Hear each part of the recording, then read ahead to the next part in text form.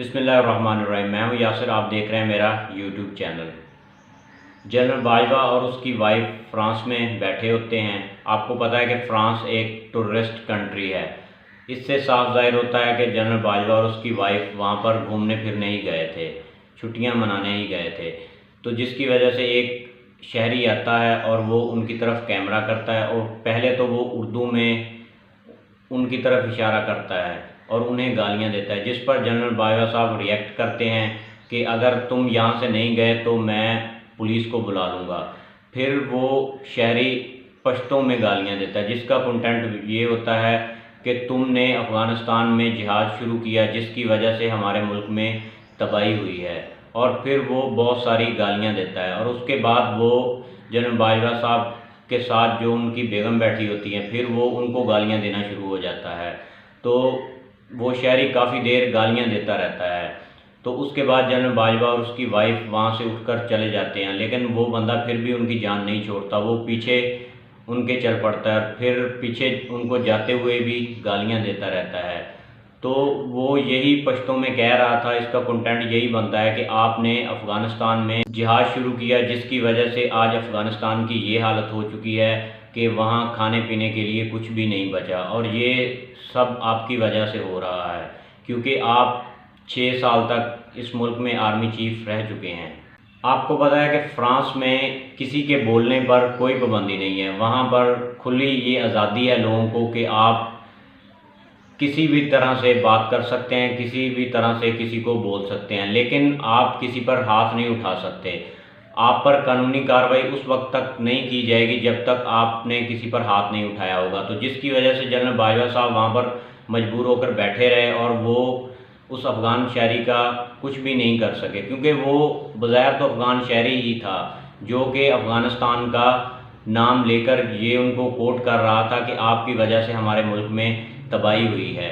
तो ये एक इंतहाई अफसोसनाक वाक़या है कि साबिक आर्मी चीफ जो 6 साल जिसने पाक फ़ौज की कमान संभाली हो उसके साथ ये वाक़या पेश आया हो। तो ये एक इंतहाई अफसोसनाक वाक़या है, लेकिन इसको पाकिस्तान में सियासी तौर पर इस्तेमाल किया जा रहा है और पीटीआई के ऊपर इल्ज़ाम लगाया जा रहा है कि ये एक पीटीआई का ही कारकुन था और पीटीआई को ये ब्लेम किया जा रहा है कि पीटीआई की वजह से ही ये सारा कुछ हो रहा है। ये पीटीआई की सियासत का हिस्सा है कि लोगों के साथ बदतमीज़ी करो और लोगों जहाँ भी उन कोई मुखालिफ आपका मिले तो उनको तरह तरह की बातें कहो और उन पर ताने कसो। तो जिसकी वजह से पाकिस्तान में इस पर अब खूब सियासत हो रही है और इस पर बहस हो रही है। ये जो वाक़या हुआ है जनरल बाजवा और उसकी बेगम के साथ, इसकी वजह से पाकिस्तान में सोशल मीडिया पर हंगामा खड़ा हो गया है, क्योंकि पीटीआई की फ़ैन फॉलोइंग पाकिस्तान में बहुत ज़्यादा है, ख़ासकर यूथ में। तो जो भी कोई भी मसला बनता है तो सब उठाकर पीटीआई पर डाल दिया जाता है, हालांकि इससे पहले ये लोग एक दूसरे को ब्लेम करते रहे हैं।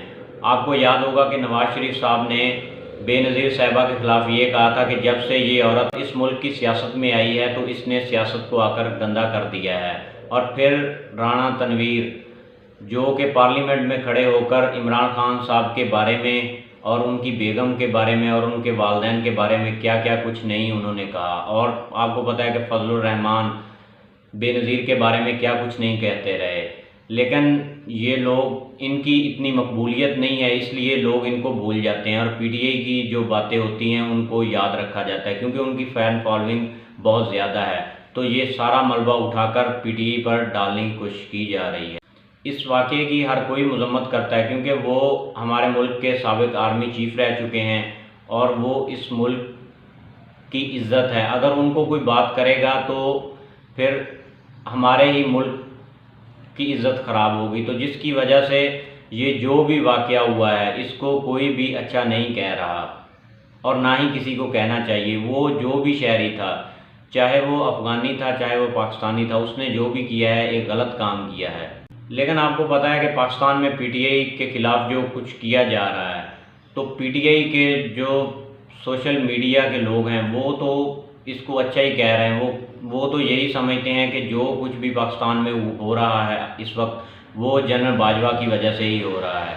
और जो कुछ भी करवाने वाले हैं वो जनरल बाजवा ही करवाने वाले हैं। इस हुकूमत को, पीडीएम की हुकूमत को लाने वाले भी जनरल बाजवा ही हैं। तो इस तरह हमारा मुल्क डिवाइड हुआ पड़ा है और हर जगह अपनी अपनी हर बंदा सियासत कर रहा है। इस मुल्क की किसी को इज़्ज़त की परवाह नहीं है। हालांकि ये वाक़या पहली बार किसी के साथ नहीं पेश आया, ये अक्सर ही इस तरह के वाक़यात बाहर के कंट्री में होते रहते हैं। ये वाक़या नवाज शरीफ साहब के ख़िलाफ़ भी हो चुका है और शर्जील मेमन और इमरान खान साहब के साथ भी हो चुका है। ऐसे वाक़यात बिल्कुल भी नहीं होने चाहिए, क्योंकि इसकी वजह से हमारे मुल्क की इज़्ज़त पर दाग लगता है। तो इस वाक़े को हर कोई कंडेम करता है। अपना बहुत सारा ख्याल रखिएगा। मेरे इस चैनल को सब्सक्राइब कर दें, मेरी वीडियो को शेयर कर दें, बेल आइकन को दबा दें ताकि हर आने वाली वीडियो आप तक पहुँचती रहे।